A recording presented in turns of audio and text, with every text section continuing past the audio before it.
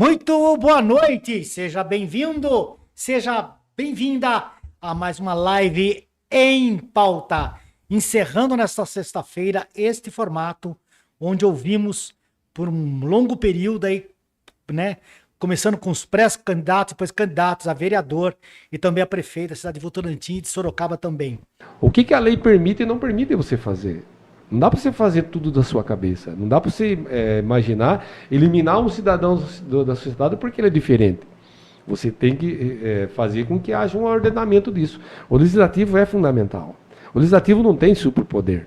O legislativo, diante da lei, ele tem um poder que tem um limite. Aliás, ninguém é acima da lei. Nem o governo, nem o exército, nem o legislativo, nem o executivo, ninguém. Tem uma ordem nisso tudo. O que eu volto a dizer, existe um grupo que tem uma ideia de criar essa desordem. Entendeu? Mas cabe à sociedade identificar quem são esses indivíduos. Na verdade, ainda vivemos numa guerra ideológica nesse processo. E não está fazendo bem a ninguém.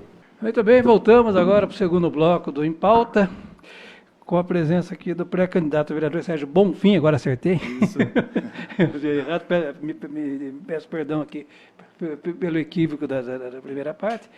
E vamos então, nesse bloco, falar das propostas, do perfil do pré-candidato. Bom, eu acho que uma boa forma da gente conversar essa conversa...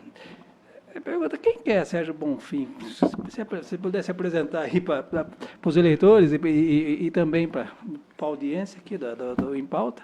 Sérgio Bonfim uma pessoa que veio com 18 anos da cidade de Itaporanga, divisa do Paraná, para Votorantim. Chegando aqui, eu trabalhei, inicialmente trabalhei ali na construção do Hospital Samaritano, né? Trabalhei em construção. Logo após eu fui trabalhar na empresa Têxtil Votorantim e tive uma passagem pela Pris e encerrei esse ciclo meu na área de trabalho em empresas na INA, Schaeffler Brasil, né? Onde eu trabalhei por volta de quase 15 anos. Aí saí da INA, eu fui ser... aí que eu montei a minha empresa, né? Meus bares. Trabalho hoje com mesas de bilhares também, aqui na região de Sorocaba, Votorantim. E em 2020, eu fui convidado a participar da política. Eu nasci para a política no partido PV. Eu fui convidado lá, entrei no PV. O PV, houve um desmonte naquele mesmo ano. Aí o que aconteceu? Como não havia mais possibilidades de fazer vereadores, todo mundo saiu, eu também saí e fui para o PT, onde fui candidato pelo PT em 2020 e hoje sou suplente, né, lá no PT. Porém, hoje acho que não posso mais dizer que sou suplente, que eu saí do PT e fui para o PSB, e é onde estou agora. Lá na casa de detenção de Aparecidinha, né? E ali eu alfabetizava os presos, né? Apesar de não ter o curso Trabalho superior. Bonito, hein? Nossa, foram 4 anos legal. Ali, mas com uma experiência de vida de 40. Oh, então os caras se abriam comigo, sabe? A gente mesmo? Conversava muito. E quem tinha acesso ali aos pavilhões, às celas mesmo, eram só os guardas, né? Os carcereiros e os professores. Visita muito poucos tinham, né? Que são pessoas à margem da sociedade, que viviam em favelas, em São Paulo, e que vêm cumprir pena para cá. Então, visita muito pouca, os guardas, pouco diálogo, muitos batiam nos presos, né? Então, sobrava os professores, eu e mais meus companheiros lá, como uma espécie de psicólogos, para eles poderem se abrir, né? Então, repito, foi uma experiência gratificante de 4 anos dando aula ali dentro, mas com uma experiência de vida de 40. Sim, quando se fala de política no Brasil, logo pensa assim, o cara quer ajeitar a vida, né? O cara está entrando para roubar, porque, infelizmente, o perfil que nós temos hoje e de há muito tempo é esse. É lógico que nós não podemos, seria leviandade, generalizar em qualquer tipo de profissão. Você fazer isso é uma sacanagem. Aliás, não só em profissão, em tudo, né? Mas como é que vocês veem isso, em termos de chegar e provar que vocês não são assim? Lógico, vocês têm um histórico diferenciado, mas todo mundo tem um histórico. Então, como é que vocês podem hoje, nessa oportunidade, falar assim, olha, eu não sou isso aí não, viu, gente? Eu não sou isso aí não. Como é que você tem, qual que é o seu cartão de visita para mostrar que tem um plano diferencial? Eu começo? Pode começar? Por favor. Meu plano diferencial. Eu, desde novinho, cara. Meu pai, minha mãe, minha família em si. A minha família em si, ela nunca gostou de política, nunca foi muito ligada à política, né? Eu não dependo da política. Eu não nasci em berço político. Eu não tenho sobrenome político. Então, eu entrei porque eu gosto, realmente gosto, e eu procuro mudança. Eu, como jovem, eu quero ver a mudança do Brasil, eu quero ver o futuro melhor para os meus filhos. E eu aprendi que a gente tem que começar por baixo, né? Coordenando o município, né? Indo, batendo nas teclas, né? E lutar, cara. E lutar, e eu tô a toda disposição, né? Tô toda à disposição. Igual eu falei, não dependo da política. Tô porque eu quero ver mudança. E eu dependo disso aí, da mudança. Thiago Schilling, por mais uma vez venho aqui relatar um absurdo em mais uma cena de perseguição ao nosso mandato aqui na Câmara Municipal. Na sexta-feira, os vereadores César Silva e Zé Leão cometeram um ato grave e ilegal, rasgaram o regimento da Câmara Municipal, rasgaram a lei orgânica do município ao revogar um ato da mesa diretora. Você acha que faltou hombridade? Total, total. A pergunta é a seguinte, você acha que você errou? Nenhum Em momentos. Qual momento? Ali, na cassação do Murilo Piatti, você acha que você conseguiria articular para ajudar ele? E num outro momento? Você acha que talvez, assumindo ali a presidência, você acha que você errou em algum momento? Foi arrogante? Faltou articulação? Subiu alguma coisa para a cabeça nesse sentido? Não. Primeiro, na questão do Murilo Piatti, nós tentamos sim ajudar ele, eu, o vereador Serineu. Inclusive, nós chamamos ele para uma conversa, até hoje ele não voltou lá na nossa sala, que a gente está tentando articular. Mas o Murilo é meu amigo, gosto muito dele. Mas ele sabe disso, que a gente tentou. Agora, não porque... não acredito que errou. Não errei porque, primeiro, tudo que se falaram, nada foi provado contra mim. Segundo, eu disse aqui, a perseguição, o meu erro, o meu pecado, vamos dizer assim, foi ter sido tocar o processo de cassação da prefeita adiante. Você imagina, Ed, se eu tivesse... Esse você considera que foi um erro? Se eu tivesse arquivado bonitinho, que belezinha, até hoje a prefeita estava batendo palma pro Thiago, o melhor vereador da base, os vereadorzinhos, alguns aí que fazem maldade, a mando dela, estariam batendo na minha costa, sendo amiguinho, como estavam sendo antes, entendeu? Então, assim, eu não errei nesse ponto e não acho que houve falha. O que houve falha é de caráter de alguns, ingratidão de alguns, que aproveitaram disso, talvez por inveja, talvez por tantas outras coisas, pelos docinhos, sei lá, eles acabaram fazendo todas essas maldades contra mim. Eu sou a vítima, cara. O que eu fiz de errado? Essa perseguição toda. A profecia se cumpriu.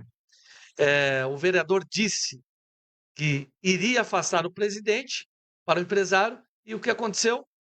Menos de um mês depois, afastou o presidente por 60 dias. Pode acompanhar aí. Para afastar o Thiago da presidência. Para ter o afastamento da presidência. Você acabou de me eleger prefeito e estou indo agora para a TVT. Seu vídeo vai passar lá.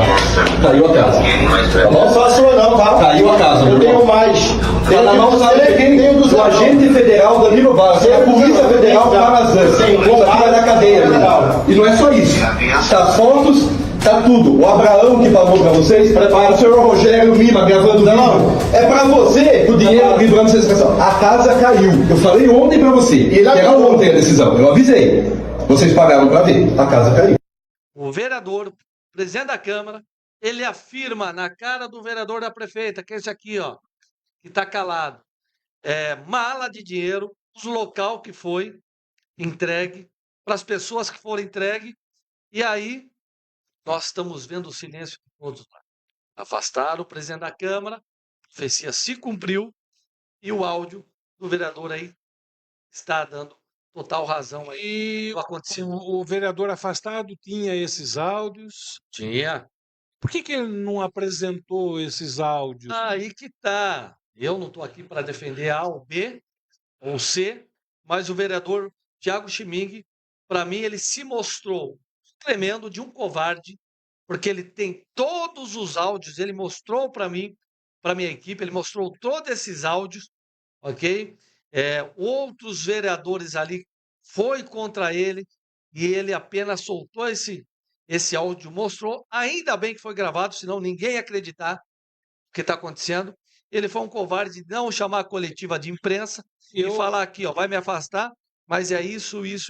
Muitas vezes existe uma oposição que quer tirar proveito, quer ser leviana, quer desidratar aqueles que estão à frente do legislativo. Então, para quem não sabe, quem não mora em Votorantim, hoje docinho seria, enfim, comprar votos para uma possível aprovação, algo que naturalmente é irregular. Por quê? Porque naturalmente é convencendo, é fazendo a discussão com a base, com o seu partido, para chegar a uma definição sobre uma situação a ser tomada. Só que aí envolveu uma conversa com uma pessoa, tudo isso por telefone, com um dos aqueles que estavam ali trabalhando como vereador. E aí caiu na mão do presidente da Câmara, que aí fez aquele estardalhaço, porque tá rolando o docinho. Docinho seria uma compra de votos para, inclusive, tirá-lo do poder. Uma coisa jocosa, né? Exato. Então começou a criar um clima de descontentamento. Muita gente até hoje na cidade, aqueles que são candidatos, inclusive a vereador, que querem desidratar os vereadores atuais, querem desqualificar. Porque aqui não tem docinho, mas com vocês tem. Aí eu digo para você, quem me conhece sabe da minha seriedade, da minha responsabilidade. Nunca respondi qualquer processo administrativo na prefeitura nos 27 anos. Tenho orgulho de dizer isso, como também nunca fui convidado a comparecer na justiça para também responder questões como essa. Ou seja, questões como essa. Ou seja, até agora estou esperando. Prove. Alguém tem alguma prova? Faço questão, porque, como disse, acusar o vereador A, B, C, D e E, sair acusando, é fácil. Mas cadê a prova? Que prova é essa? Pra que fechar aqui um lugar tão bonito isso aí por causa de gente porca? Isso que é o transtorno. E ninguém vem tirar, limpar. Onde tem lixo, a turma joga mais lixo ainda. Situação. Vamos falar um pouquinho desse vídeo aí. Você faz uma denúncia dessa situação, proliferação de dengue. Aliás, dengue está matando muita gente.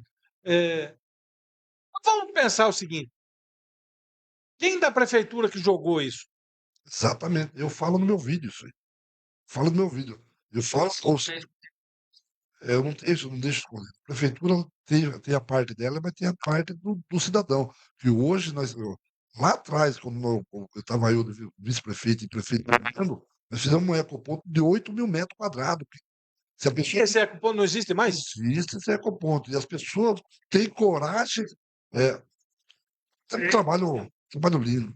Mas o que acontece? As pessoas não têm coragem de um cidadão comum, por exemplo, pagar para alguns indivíduo. O camarada que faz isso, Lebanesa, não tem que chamar de cidadão, não.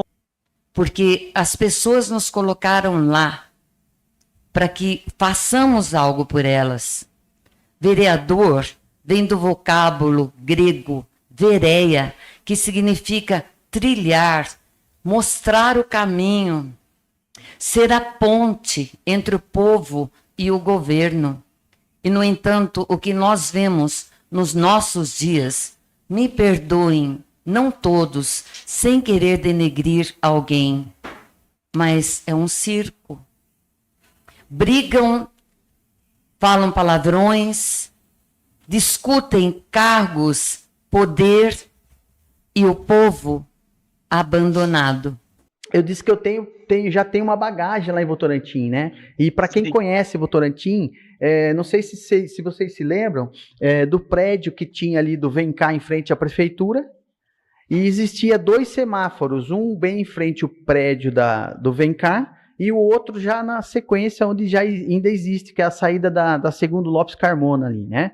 Então, eu vendo aquilo ali acontecer, e eu fui chamado para trabalhar pelo Erinaldo em 2013, né? que ele ganhou a eleição em 2012, começamos a gestão em 2013, e ele sabendo que eu tinha essa pauta de trânsito, instrutor de autoescola, aquela coisa toda, eu falei com ele também, ele falou, você tem desejo de trabalhar em algum setor específico? Eu falei que gostaria muito de estar contribuindo com o trânsito, né? E aí o que aconteceu? Eu fiz um projeto, né, ali naquele local, que esse projeto, graças a Deus, ele existe até hoje. Hoje você consegue retornar na frente da prefeitura voltando para trás, né? E o semáforo foi retirado dali, foi colocado uma faixa de conflito ali, né, para as pessoas não parar em cima e liberar o cruzamento ali, né, na frente da prefeitura do outro lado. Então, antigamente você também tinha que entrar lá por trás, né, para poder sair no semáforo, fazer o retorno ali, e causava um tumultozinho ali, né. Então, esse projeto foi aprovado, a gente diminuiu o semáforo, né, e diminuímos também uma faixa de pedestre logo na sequência, né, dando tempo naquela faixa que tem em frente à banca de revista ali, tem um tempo, as pessoas não conseguem assimilar muito ali, que tem um botoeiro, né, tem um botãozinho que você tem que apertar e aguardar um pouquinho para poder liberar o tempo também de pedestre, né. Então, isso foi feito, para você ter uma ideia, há 10 anos atrás, né? Então, hoje, com o passar dos anos e com a multiplicação de veículos na cidade, não só em Votorantim, como no Brasil todo, né? Então, isso tudo tá tendo que ser ajustado. Eu acho que Votorantim teve os piores prefeitos em pensamento em área industrial. Por quê? Onde é a festa junina hoje, ali era Guite. A prefeitura, na época do Rogério Cassol, ele teve que comprar de volta a Guite, porque a Guite devia mais, não vou falar valores aqui para a prefeitura, então a prefeitura desapropriou, pagou uma diferença lá e ficou com a área, senão não tinha nada disso. Na frente era a Sano, que faliu. Depois do lado nós tivemos o Protema, Plástico Zotic, Produza, e tem uma que tem lá até hoje que está funcionando. Depois do lado tem mais tem mais uma firma para baixo, tem a Splice, aquela área da Splice, é um filé mignon, todas elas não deu nada. Depois nós temos lá a Dix, a Yannis lá, que pegaram uma área, deram uma área muito grande, eles venderam, aquilo foi parcelado, foi feito parcelamento lá, desmembramento lá, está lá para vender. Então, daí ó, doou também mais de 5 alqueires lá na Vila Garcia, para uma empresa de embalagem que faliu também. Você veja bem, poderia ser doado 20 mil metros. Eles não usam 25 mil metros de área construída, foi dado quase, olha, na verdade foi 10 alqueires, foi dado para eles. Está lá parado aquilo de lá, falido, entendeu? Foram embora. É uma judiação de você ver as áreas que a prefeitura deu, aquele desespero, sabe? O cara vinha, sabe? Então, eu acho que isso daí que começou a estragar a cidade. Imagine hoje aquelas áreas ali.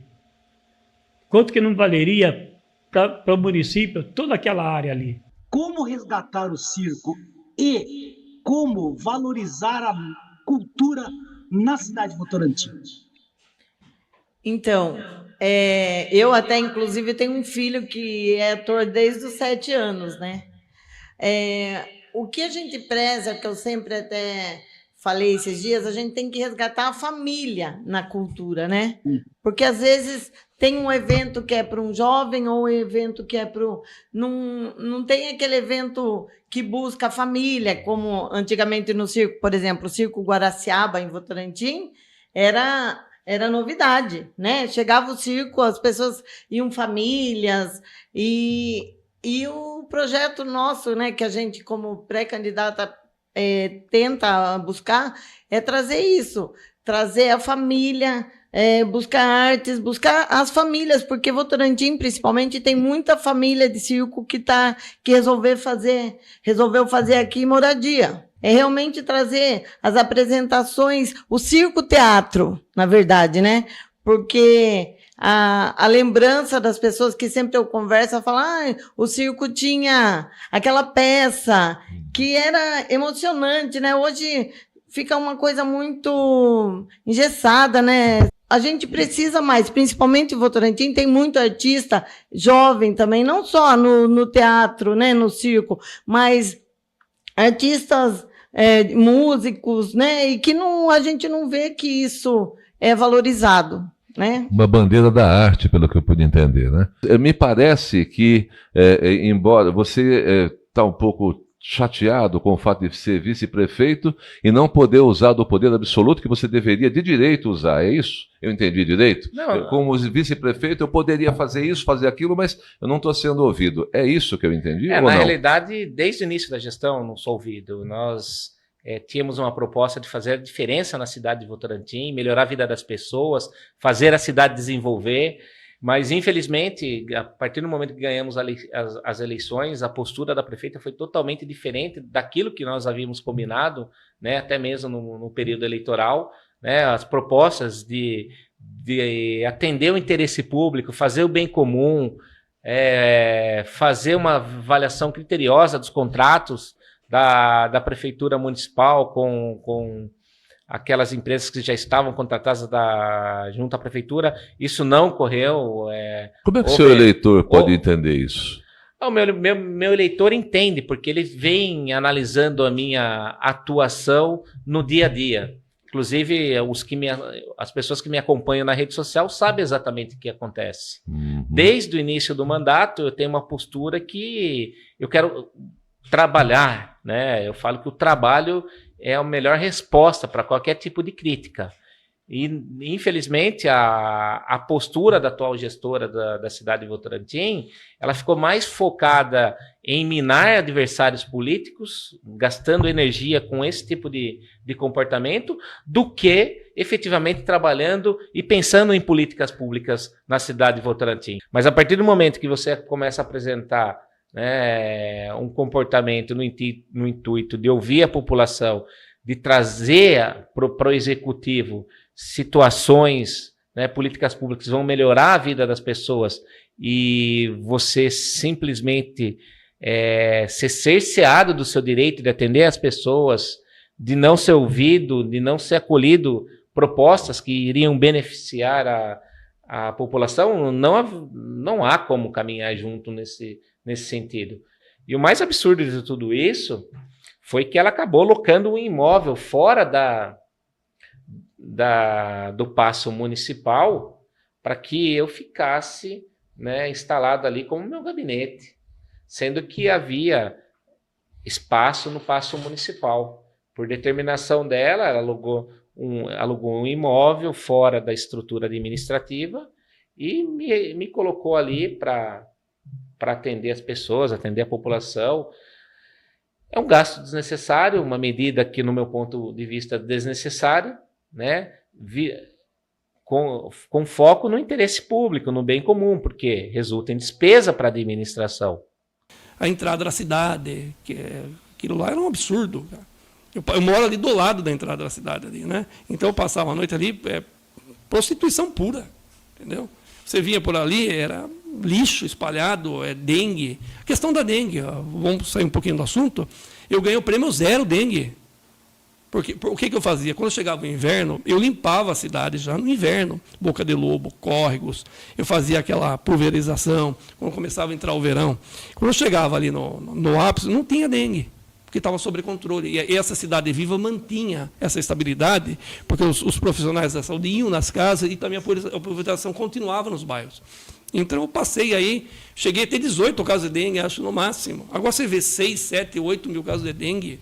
Isso dá para ser controlado. As mortes, né? Claro que a população precisa colaborar, óbvio. Mas a gente fazia um trabalho... E aí entra o trabalho da comunicação também, né? Exatamente. A gente fazia um trabalho de conscientização, casa em casa. Isso é importante, senão não entendeu? adianta. E nós vencemos a dengue. Senão enxugar gelo. Tá. Eu acho que nós fizemos um bom trabalho, tanto na infraestrutura, quanto na saúde, na educação, a cultura também. Eu consegui o MIT para Votorantim, que é o município de interesse turístico, visando uma instância turística, que estava todo esse projeto de cachoeira, tudo. Trouxe o Senai para Votorantim, os primeiros cursos do Senai, o Sebrae para Votorantim, que não tinha, eu trouxe o PAT para Votorantim para dar emprego para as pessoas, né? Formei mais de 4 mil pessoas em cursos profissionalizantes. Eu fiz muita coisa. E nesse momento, nós estamos mapeando toda a cidade, a gente vê ainda vicinais que não foram pavimentadas, que é um clamor da população, principalmente nos bairros mais afastados dos centros já estão clamando. Tem regiões que já pagam impostos e ainda não chegou a benfeitoria.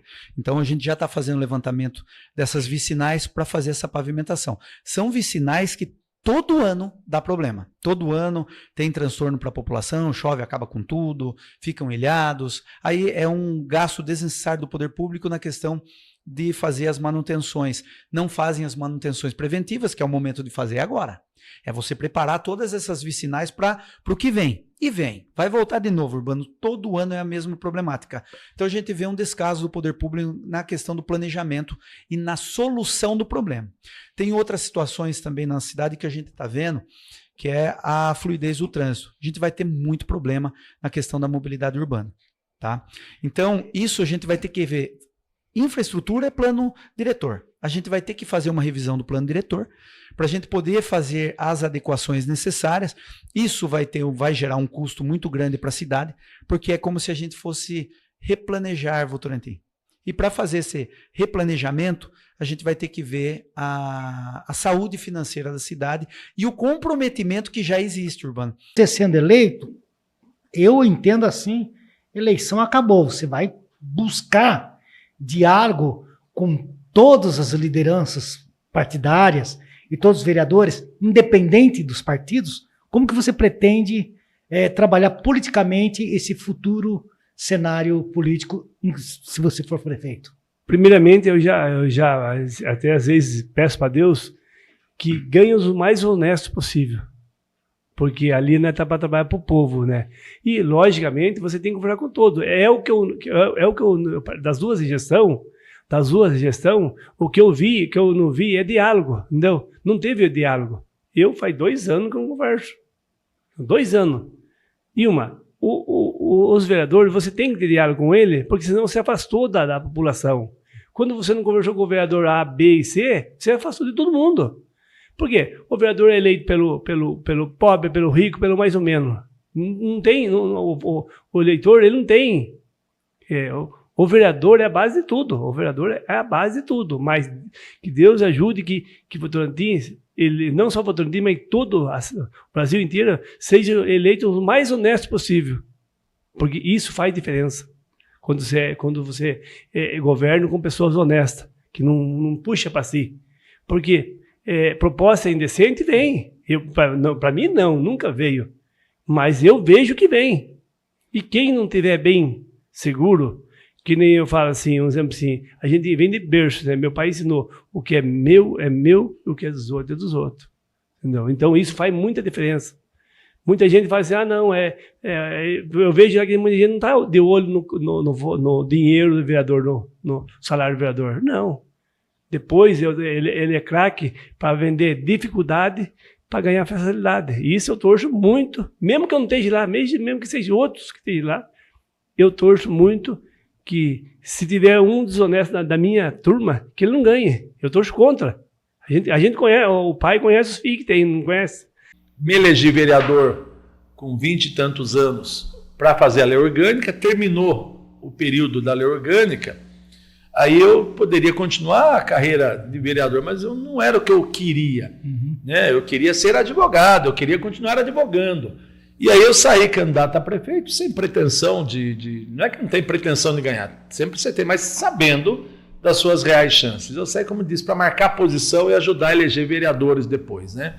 Não tivemos sucesso e eu voltei, aí sim eu fui advogar, né? E aí, em 2000, com o Caçola, nós precisávamos, a cidade estava destruída, como está agora, viu, Urbano? A cidade estava destruída, o povo sem vontade, o povo desanimado, o povo com raiva, como está agora. Eu vivi 2000, eu estou vivendo agora, eu sei esse clima, as pessoas estão desanimadas, elas não acreditam mais na política, aliás, elas têm raiva da política, elas não acreditam mais nas soluções institucionais, porque as soluções institucionais dos últimos anos levaram o povo ao discreto, levaram o povo a ver que nada aconteceu na cidade, que a cidade está parada, que a cidade perdeu o que tinha. Aliás, a cidade está, a palavra é essa, destruíram tudo que a cidade possuía, os programas sociais que a cidade tinha, destruíram as grandes conquistas ambientais da cidade, como o aterro sanitário, daqui a pouco a gente fala sobre isso, destruíram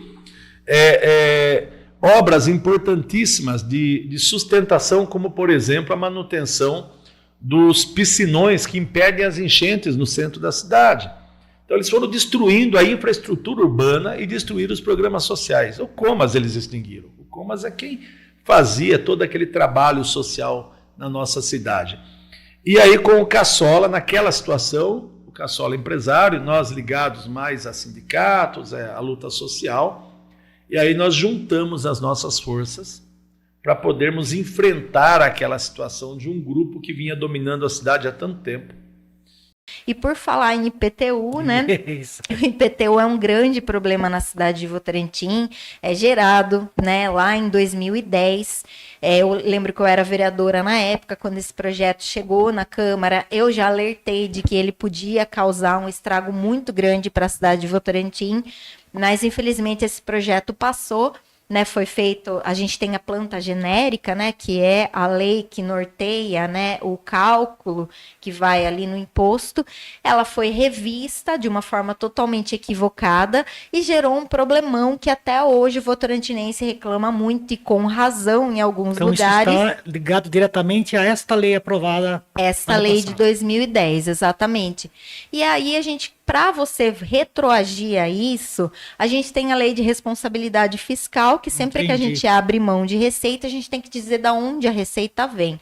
Então, na minha gestão, eu já consegui reduzir de 8.000 unidades, né, que estavam bem discrepantes esse valor. A gente criou o selo verde municipal também, que todo mundo pode ter acesso. Ações simples de sustentabilidade, a gente consegue um desconto de até 20% no valor desse IPTU.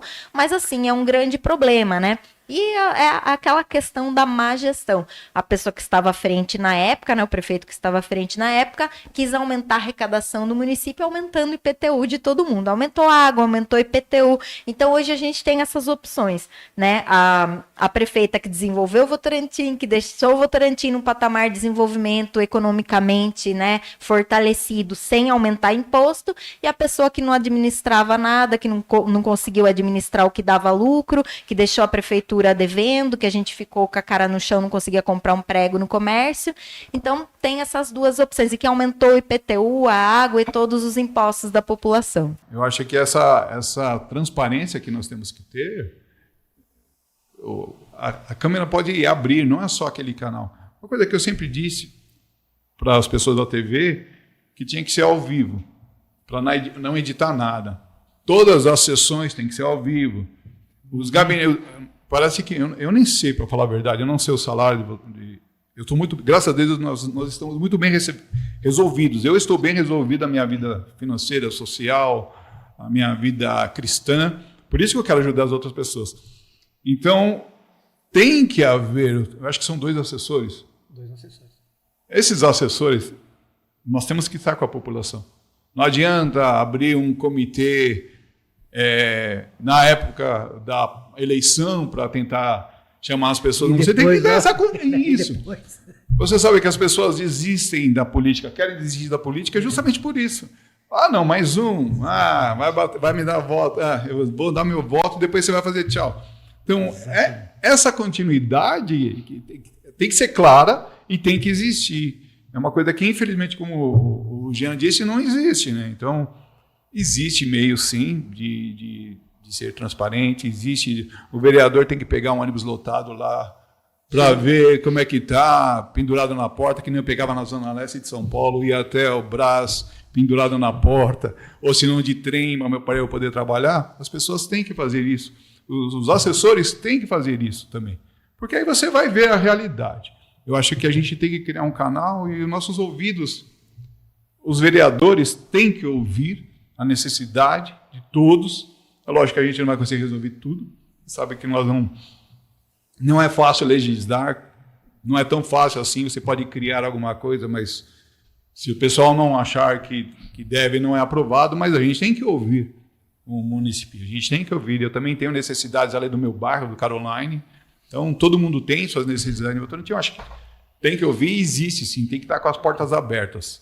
Qual o principal desafio que você passou enquanto motorista e que pretende, em sendo vereador, abordar essa questão e mudar urgentemente, rapidamente? O que mais você acha que, usando aí uma palavra bem plural, está pegando no meio? Votorantim cresceu. Votorantim cresceu. Só que os governantes acham que ainda é cidade pequena. Hoje em dia você sai na rua ali em Votorantim ali, para você atravessar, eu vou citar ali a Avenida São João, onde minha mãe mora. Para você atravessar a avenida ali é um caos. Não tem, você demora, entendeu? Verdade. Então, como a cidade cresceu, o pessoal tem que crescer junto. Os governantes têm que crescer junto. O pessoal, os secretários, tem que sair na rua para ver o que está acontecendo com a cidade. Porque, viu, tem lugar que trava o trânsito ali que você não consegue. Viu? E isso que acontece? Fica difícil para o pessoal que sai trabalhar. O pessoal que sai trabalhar fica difícil, porque, viu, é muito trânsito ali na cidade de Votorantim hoje em dia. Na Avenida 31 de Março, tem as lombadas lá, né? E na Avenida São João, em vários lugares ali da cidade, é travado. Então, o secretário tem que sair na rua para ver o que está acontecendo. Opa, peraí, vamos melhorar esse trânsito aqui, vamos fazer algumas alternativas para melhorar o trânsito, porque tá complicado. Só que o que acontece?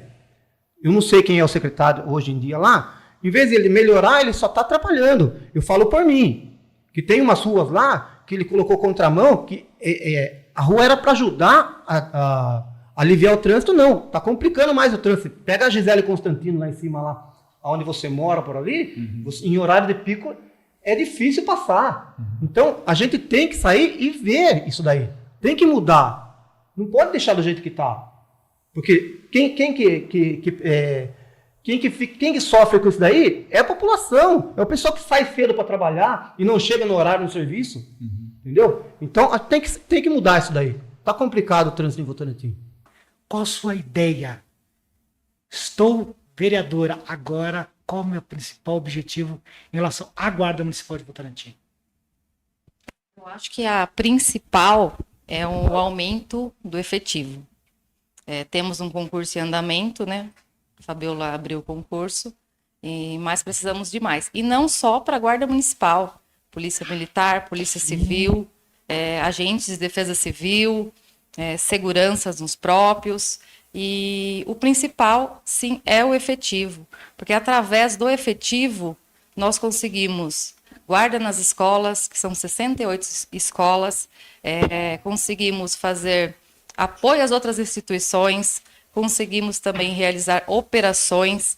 Então, a principal mudança que deve ocorrer é o aumento do efetivo. Criar uma secretaria de segurança e captar recursos federais e recebendo verbas para a gente estar trabalhando em prol da cidade, da segurança e de outros órgãos também. O governo estadual implementou esta regularização que eles estão realizando em várias cidades do Paraná, acho muito interessante. E é importante, tem que ter porque tudo depende do Ministério Público, né? É tudo encaminhado ao Ministério Público, aí temos que aguardar, né? Mas sempre é positivo. Porque o Ministério Público também trabalha para o bem da população, né? Tem que ter um trabalho bem feito, tudo bem organizado, né? De empresas sérias que estão interessadas em regularizar. Interessada no povo menos favorecido, porque ninguém se interessa pelo povo que está lá. Ai, viu, eu estou no barro. Quem vai se interessar por eles? Né? A prefeitura não se interessa. Então, cabe ao Ministério Público, eles mesmos coagem, coagir a empresa, cobrar dessa empresa, né, para que faça alguma coisa, para que remova aquelas pessoas ou para que regularize, né, a situação deles, porque ali tem famílias, tem crianças e é lei, né, todo mundo tem direito a uma moradia, uma moradia, né, digna, em um lugar que não seja um lugar perigoso, né. Todo mundo tem direito, isso é um direito de cidadão, mesmo que por uma ocupação, eles têm direito. Sobre o impacto desse seu projeto, né? Principalmente no bairro Barra Funda, não só no bairro Barra Funda, né? E como ele tem mudado a vida das crianças e jovens de toda aquela região. Esse projeto, no primeiro dia que eu lancei, eu tive apoio de um supermercado, amigo meu, Do nada, eu era personal dele, e ele falou assim, nossa, cara, que legal, faz que eu te ajudo. Eu não pensei 2 vezes, já abri o projeto, vamos para cima. Primeiro dia, 24 crianças. Nossa, que legal, primeiro dia, né? 4. Aí na segunda semana, 3 crianças. Na terceira semana, 2 crianças. Ixi. Na quarta semana... Foi minguando. Minguando. Aí, e nisso, sempre, uma criança sempre ia, né? Aí na quinta semana, 6 crianças. Aí fiquei lá, aí o pai falou assim, ô Jacaré, vem aqui. Olha, meu filho, ele adora vir aqui. Eu pagava uma escola particular para ele de futebol, 2 vezes por semana, mas só que ele foi 1 mês e não quis mais. E ele adora vir aqui. Aí eu falei assim, eu perguntei para ele, mas por que, né, você vai na outra escola e aqui não gostou e aqui você gosta? Simplesmente ele olhou pro pai e falou assim, porque você vem junto, entendeu? Então, esse trajeto do pai com o filho até o projeto cria memória, entendeu? Então, afetividade. Então, na escolinha que ele ia durante a semana, alguém levava, mas o pai estava trabalhando. E aos sábados, o pai acompanha. Então, só a presença do pai, tá assistindo ali, o afeto, até arrepia aqui. Isso para ele é muito rico. Não para ele, para mim também. Então, quando o projeto começa às 14 horas, às 12h30, as crianças já estão todas lá. Pelo PDT. Eu queria saber como que o CIMEI pretende aumentar o investimento em esporte e lazer em Sorocaba. Em 7 meses como secretário, 7 meses apenas secretário de Esportes e Lazer, eu fiz 26 ações. Nos últimos 4 anos, não foi feito metade disso. As que foram inauguradas era quando eu fui secretário. Foi o legado que eu deixei. Então, por ter passado pelo Executivo como secretário de Esportes e tendo uma aprovação de 93%, isso me credenciou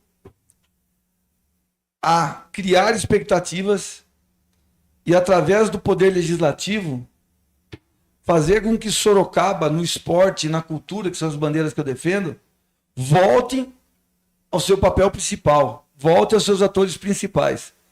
Infelizmente, se nós perguntarmos agora aqui para a Fabiana, sua esposa, se ela sabe que é um secretário de esporte e de cultura, se ela não entrar agora, procurar, ela não sabe o nome. Como a cidade inteira não sabe. Enquanto nós estávamos fazendo.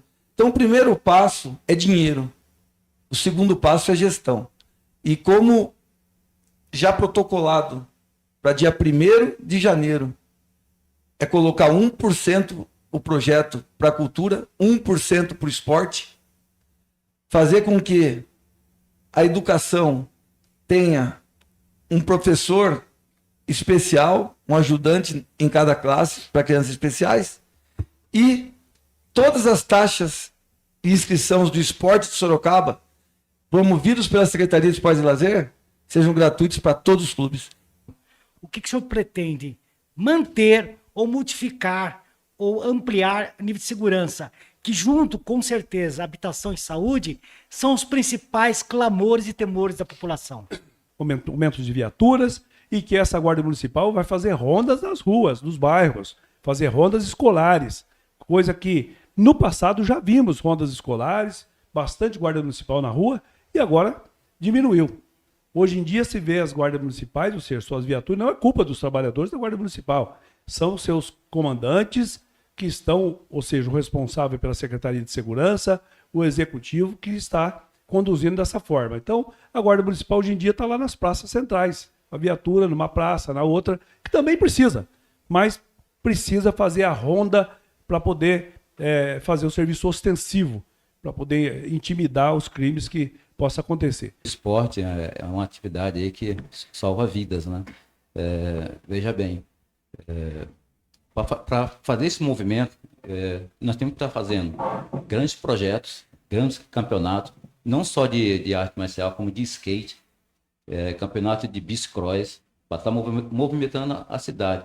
fazer parcerias com escolas, centros de comunitários, para isso, para a gente estar trazendo essas crianças para o esporte da nossa cidade. É que você falou da nossa jogadora de futebol, né? Agora ela está sendo reconhecida, né? Mas antigamente não era. Então o pessoal tem que incentivar quando é pequeno, o peixe é pequeno, não quando o peixe é grande. Então isso aí eu acho que na nossa cidade peca muito. Isso aí é uma coisa que eu vou lutar muito para dar apoio para essas pessoas que estão começando agora. Desde pequeno, quando chega lá, vai ser reconhecido já com... Né? Não quando foi reconhecido quando era um cara grande já. Não, reconhece quando é pequeno. E sim, aí sim é uma honra, né? Hoje a Zona Norte é muito populosa, né? Está crescendo demais. E pelo que eu tenho andado nesses dias de campanha, ouço muitas pessoas falarem a respeito da melhora na saúde, a melhora no esporte, a mobilidade, segurança. Então, são pontos que me chamaram a atenção, né? E são pontos, como eu moro lá há um bom tempo, meus filhos estudam lá, então nós sabemos aonde mexer, o que precisa ser feito. Por exemplo, no caso da segurança, o bairro que eu moro mesmo é um bairro onde ele tem a iluminação halógena ainda, um bairro muito tranquilo, só que as ruas à noite, por exemplo, elas se tornam escuras. Começou um projeto de iluminação de LED, só que não chegou ainda por toda a cidade. Então, acompanhando essas instalações para que chegue por toda a cidade, para assim as ruas ficarem mais claras, né? Outra coisa, a parte da mobilidade, o pessoal vem me questionando muito ali na Zona Norte, a questão do BRT. Por conta do BRT, alguns pontos de ônibus de alguns bairros foram tirados.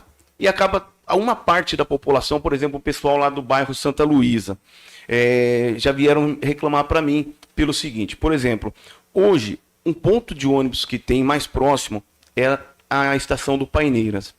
Quem mora no Santa Luísa, por exemplo, veio falar comigo a Mariazinha, que é uma moradora de lá. Ela é uma pessoa de idade e ela, às vezes ela desce do supermercado, ela com sacolas, ela tem que andar da estação Paineiras até a entrada do bairro Santa Luísa, cerca de 600, 800 metros. Depois ela mora no final da rua. Então, assim, e antes tinha um ponto de ônibus ali. Então, é andar para ver o que precisa fazer para melhorar esses pontos. Cite um exemplo, né, que aconteceu, que você conseguiu mobilizar, né, esse povo todo aí em direção às autoridades municipais. Sabe, Urbano, tem uma história interessante. Eu recebo muitos pedidos, né? Eu mesmo não sendo vereador e fazendo esse trabalho ativo desde 2017, cobrando, levando as demandas, né? E nos anos anteriores eu tinha aquele olhar, né? Cobrava meio de longe e tal, né? Mas teve muitas situações assim. Mas eu gosto de lembrar de uma situação que acho que foi assim uma das primeiras que me destacou. Eu lembro que na escola do nosso bairro, a escola ela não tinha o colegial na época, né? Isso foi acho que em 95, 96 por aí. E eu fiquei sabendo como eu estudei ali desde do primeiro ano até a 8ª série, que na escola Antonieta Ferrarese estava tendo colegial do primeiro, segundo e terceiro. Aí eu falei assim, mas a escola que eu estudei, eu quero voltar a estudar lá. Aí eu fui lá, não, realmente, conversei com o diretor, tudo, realmente está tendo sim o colegial, que vai ter o primeiro ano, depois vai para o segundo e o terceiro. E eu queria entrar. Poxa, Marcelo, só que está completa a classe. Não tem como a gente colocar mais um aluno. Ou a gente abre uma outra classe para poder fazer isso, não tem jeito. Ah, tá bom. Mas o que eu preciso, diretor? Bom, segundo eu estava conversando um dia com a secretária de Educação Estadual, né, da Delegacia Estadual de Ensino, e ela falou que, como teve essa demanda aí, que formou essa classe, se fosse para formar uma outra, teria que ter 45 alunos no mínimo para formar uma classe. Eu falei, 45 você precisa? Para quando? Se você pudesse trazer o mais rápido possível, Então eu falei, tá bom, eu vou trazer os 45 alunos. Eu saí, Urbano, saí atrás das pessoas que estudaram comigo, fui conversando com os moradores, perguntando qual série seu filho tá, ele já terminou, ele tá querendo fazer o colegial. Então eu encontrei muito disso e se mobilizou a comunidade ali. E para surpresa, Urbano, eu consegui 50 alunos para formar essa classe. Nasci no Santa Lucinda, mas há 55 anos a gente é de Votorantim. E toda a minha vida foi formado ali. Fui engraxate, fui coxinheiro, fui vendedor de cachorrão no Pedrão Lanches, tintim belisco, levar marmita no bondinho. Rapaz, nós fizemos meio que de tudo já, viu? E aí fui metalúrgico por muitos anos, né? Depois entrei para o comércio. Entrei para o comércio, onde também carrego esse título, Urbano. E a todos que nos assistem aí, um forte abraço. Obrigado aí por interagir conosco aí também.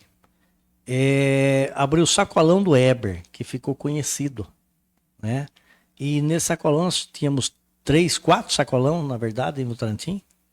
E por 6 anos nós tivemos o comércio. Foi aí que começou a vir por que você não entra para a política? A gente fazia muito trabalho, ainda faz bastante trabalho social, né? E aí o pessoal foi ingressando, a gente foi reputando, não quero misturar as coisas. E no fim chegou uma época, o Jair Cassola me cobrou em 96, estive com ele. Daí, aliás, em 92 com o Jair, ele falou, você precisa sair. Eu falei, não, agora não é hora. Trabalhava em São Paulo também, né? Aí em 96, de novo. E aí em 2000 ele me convenceu de vez. Ele falou, não, agora você tem que sair. Aí a gente saiu e foi vitorioso naquela época. Penúltimo, o Landito foi o último. Até aí nem eu acreditei, porque eu estava na frente do César, né? E aí mandaram chamar eu, que eu tinha ganho a eleição. Eu tava sem perspectiva nenhuma. E aí já entrei no César ali, que era antes ali, era apuração. O pessoal já começaram a erguer a gente ali. E eu falei, meu Deus, o que será que está acontecendo? Aí veio, eu falei, mas eu ganhei. E agora? Aí passa o filme na cabeça. O que eu tenho que fazer lá? De que forma? Você vem até um pouco preparado, mas até você ganhar é uma coisa. Depois que você está eleito, fala, puxa vida. Aí comecei a ver Pedro Nunes, só cobra criada ali, pessoas que tinham mandatos ali já, né? E pessoas assim que são queridos, né, pelo povo. Eu assistia a sessão deles, era bem imbatível. Era calorosa a sessão, né? Na época eu falei, meu Deus, olha onde eu caí. Com essa experiência que você tem de assistência social, como fazer para dar oportunidade justamente a esses jovens, adolescentes, no seu ponto de vista? Eu acho que quando a gente trabalha a primeira infância, seja já na escola ou no pré, né, inicial, precisa desenvolver mais políticas públicas, atendendo e tendo um olhar mais próximo à criança e ao adolescente. São processos de transição que a gente tem que tomar um certo cuidado, que quando eles estão passando para a transição da criança, né, e para adolescente, a gente percebe que ali a gente perde um pouquinho o foco.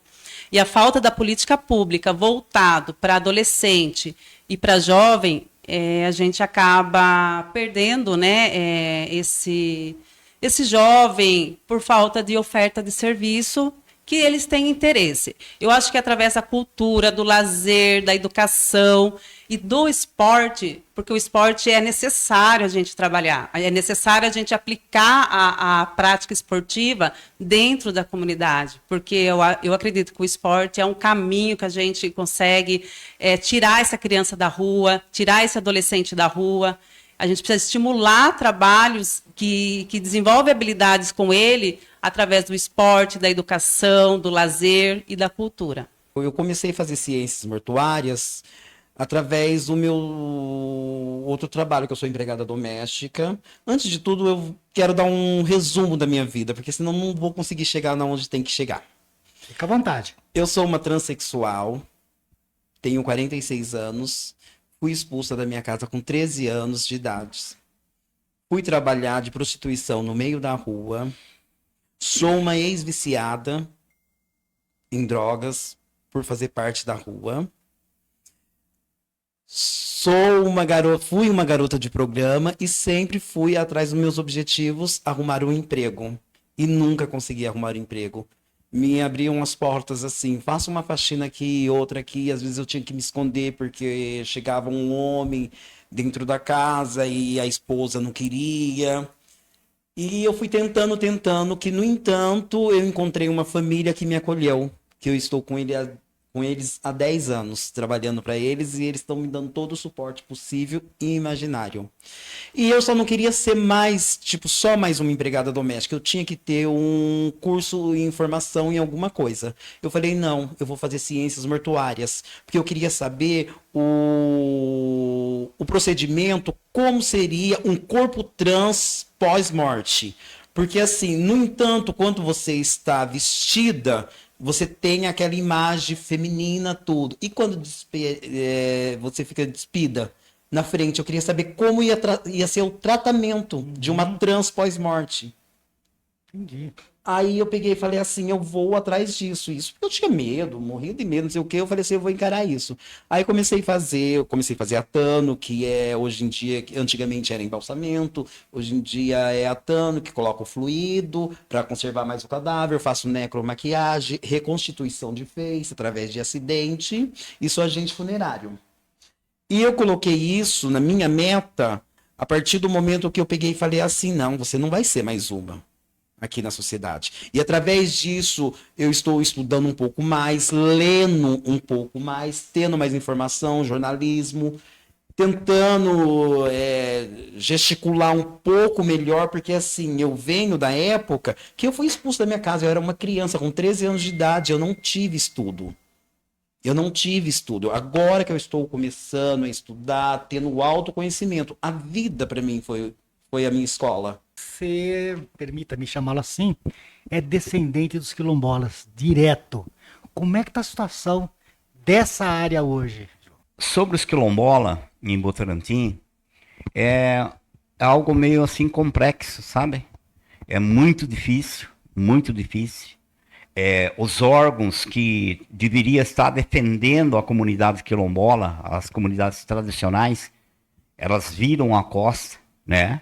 É um órgão federal e infelizmente a gente está aí caminhando, né? Eu comecei o trabalho das comunidades quilombolas em 1979, olha só. Até hoje nós estamos lutando, temos um documento histórico, uma escritura de 1874, bem antiga, hein? 1874. É uma escritura do meu tataravô que comprou do capitão Jesuíno de Siqueira César. Inclusive aqui em Sorocaba tem uma rua com esse nome. Um capitão, né, que era muito poderoso na época. E segundo as histórias que a gente vê falar, que esse meu tataravô, José Joaquim de Camargo, ele era filho do capitão, como se fosse um filho bastardo, né? Entendi. Entendeu? E aí, para recompensá-lo, né? Isso aí, o capitão resolveu vender uma extensa área, né? Da comunidade, para a comunidade, que seria o capitão Jesuíno, vendendo para o meu tataravô, José Joaquim de Camargo, e vendeu essa grande extensão de área, de terra, que ela pega 6 municípios, a extensão. Era um alqueire mineiro, não era o paulista. 84 mil alqueires, entendeu?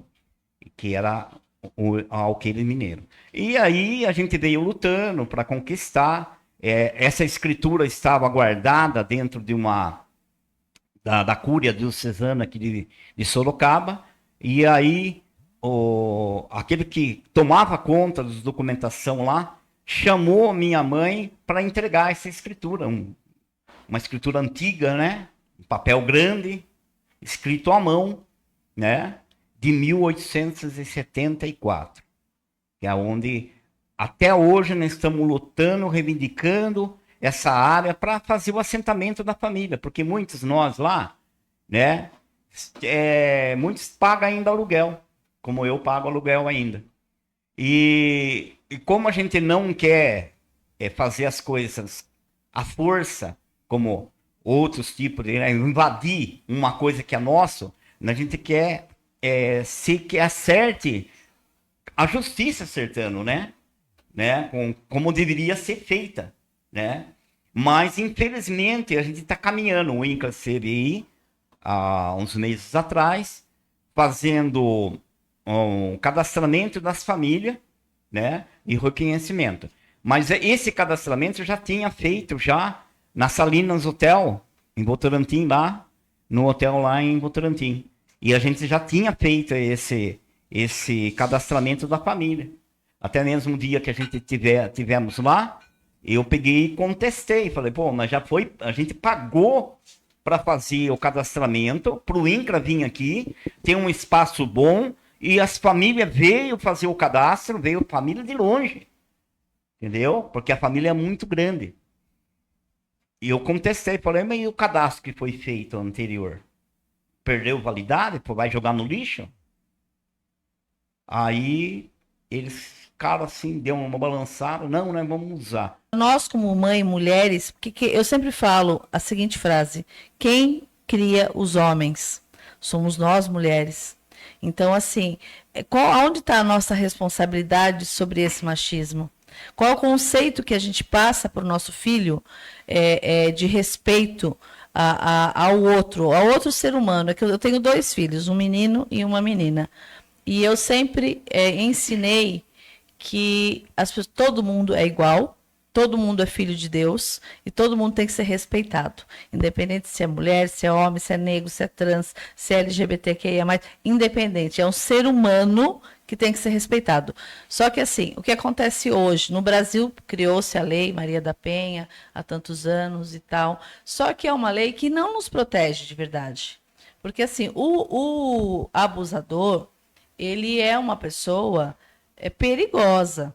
Ele é uma pessoa que, além do abuso físico, que na maioria das vezes acontece, existe o abuso psicológico, que para mim esse é o pior. Porque existem companheiros, não dá nem para chamar de companheiros, eu não posso nem citar o nome que eu gostaria de falar, que ele massacra a mulher psicologicamente, sabe? Ele diz frases para ela que durante muitos anos que ela começa a acreditar naquilo. Você é feia, você é gorda, você não sabe fazer nada, você é porca, se você for embora você vai passar fome, você vai morar na rua, é daí para pior. Tá? E assim, o que nós precisamos hoje como política pública? Eu tenho um projeto chamado Casa da Mulher, que é um projeto que ele abrange desde auxílio psicológico, porque primeiro assim, eu tenho que convencer essa mulher a criar coragem de enfrentar essa situação. Eu falo isso porque às vezes as pessoas falam assim, mas a fulana gosta dessa vida, gosta de apanhar. Gente, ninguém gosta de apanhar, ninguém gosta de viver uma vida sofrida. A pessoa, ela sofre, eu estou falando isso porque eu já vivi um relacionamento abusivo, eu posso falar isso, e eu sendo uma pessoa instruída. Só que a tortura psicológica que eu vivia, eu tinha muito medo. E eu demorei muito tempo para criar coragem de enfrentar essa situação e falar, não, eu vou enfrentar e vou até o final. Nessa tua visão de legislação, né? Eu acho que precisa de mudanças, né? No Código Penal, mas enfim, qual a sua avaliação? Como enfrentar isso daí? O que você poderia dizer nesse sentido, Carla? Então, esse machismo estrutural que existe, né, nos órgãos públicos, né, até mesmo na delegacia da mulher, infelizmente, quando a gente leva uma vítima de violência contra a mulher aqui em Sorocaba, né, inclusive teve esse caso, né, recente da menina que foi vítima de um feminicídio lá da loja de tintas. Ela é a realidade que vem acontecendo hoje nas delegacias aqui, inclusive da nossa região de Sorocaba. Eu já tive a oportunidade de levar cliente minha, vítima de violência, né, contra a mulher, junto com a testemunha, junto com a mãe dela, para poder relatar e para a gente pedir uma medida protetiva, que aconteceu lá, eles não sequer quiseram atender a gente lá dentro da delegacia.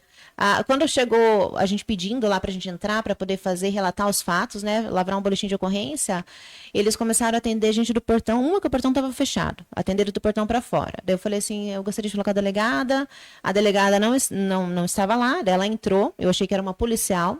Daí eu gostaria de falar com a delegada, pode falar. Eu falei, a senhora vai me atender assim, né? Vai me atender aqui no portão, não vai, né, me convidar para entrar com a minha cliente, a testemunha dela? Daí a gente falou que queria medida protetiva, ela falou que eu poderia pedir pedir no processo, mas eu falei que não, que a gente veio lá, fizemos toda aquela ali, a menina que é vítima não foi trabalhar aquele dia para poder comparecer ali, né, e pedir a medida. E acabou que a gente conseguiu, na verdade. A gente acabou entrando lá, acabou liberando a gente, conseguimos a medida protetiva. Mas, assim, uma pessoa que é leiga, que não tem essa voz que nós temos, o que acontece? A pessoa volta e é vítima ali, se não tem um respaldo ali, não tem um respaldo nem da própria estrutura ali, que a gente confia, né? Que é a polícia ali, que está ali para resguardar nós, né? Agora, isso tudo, para melhorar tudo isso, eu acredito que é trazendo ali políticas públicas. E para a gente trazer políticas públicas, nós sabemos que nós, aqui brasileiros, nós somos mais do que 50% das mulheres que já são mulheres que compõem o Brasil. Agora, imagine só se nós somos a maioria, mais do que... Aliás, a maioria das eleitoras. Começa a falar isso é bom, sabe por quê? Para os vereadores virem aqui colocar esses caras para trabalhar. Se a senhora acha que tem alguma coisa de errado aqui, a senhora precisa procurar a prefeitura. Não tem que procurar a prefeitura. Eles têm que vir aqui. Esse cara não pode falar assim. Quem ele pensa que é para falar assim com uma pessoa? E a senhora, quem a senhora pensa que é para chegar Eu aqui sou a população, eu sou da população. Por gentileza! Opa, o que é isso? Desliga esse celular. Não, larga, não coloca a mão nele. Você é louco se você coloca. Vai. Não pega. Eu preciso de ligar. Socorro, gente. Socorro, o cara atirou em mim. Olha isso na minha hernia. Ai, senhor, socorro. Socorro, gente. Socorro, pelo amor de Deus. Socorro, pelo amor de Deus, olha isso! Olha isso! Pelo amor de Deus, socorro! Socorro! Ai, gente, olha o que o cara fez! Ele atirou em mim! Socorro! Olha lá, ele querendo agredir outras pessoas! Como você se sente revendo essas imagens aí? Ai, meu Deus do céu, eu tô tremendo aqui, gente. É muito, muito triste, muito triste. Ai, gente, nossa, rever agora, assim, me veio todo aquele filme na cabeça, mas foi preciso, é preciso. Não foi preciso, é preciso, porque eu vou falar pra você, isso aconteceu em 2018, 6 anos atrás. Depois disso, se eu estiver falando besteira, por favor, me corrijam. Continua a mesma coisa. Todos os dias, exatamente todos os dias, eu tenho aqui no meu celular inúmeras mensagens de pessoas me pedindo, Célia, por favor, vem aqui, me ajuda. Célia, por favor, eu estou aqui aguardando há 4 horas e não chegou ninguém para atender. Célia, por favor, eu estou passando mal, eu estou sentada no chão. Então, assim, esse dia eu não fui lá para fazer uma filmagem, mas eu não estava bem. Acabei por ver aquele descaso, tantas pessoas aguardando. Eu falei, fui lá na recepção, falei, gente, cadê os médicos? Os médicos estão atendendo. Eu falei, quantos médicos são? 4. Eu falei, tá. Daí eu fui lá na parede, vi. Realmente tinham 4 médicos na parede, aí estão atendendo. Eu falei, não, então eu vou ver se realmente estão. Aí foi o que aconteceu. Eu cheguei, fui ver, não estavam atendendo. Um monte de gente passando mal. Eu falei, não é justo. Não é justo as pessoas passarem por isso. E o pior de tudo é o que eu falo. Passou-se o tempo, houve vários comentários, várias pessoas falando, viu, isso foi uma invenção, isso não acontece, ela é uma mentirosa, ela é uma farsante, ela não levou tiro. Houve, sim, pessoas que falou que ela não levou tiro, aquilo ali foi tudo combinado. Mas Deus é tão incrível, gente, que o tempo vai passando, passando, passando, e vai mostrando para as pessoas o que realmente acontece. Todos os dias eu sou chamada nos PAs para socorrer uma pessoa. Então, assim, será que foi forjado? Será que eu fui lá e falei assim pro policial, por favor, me dá um tiro. Se eu morrer, tudo bem, não tem problema. Mas se morrer, tá tudo certo. Mas se eu ficar viva, ai, que bom.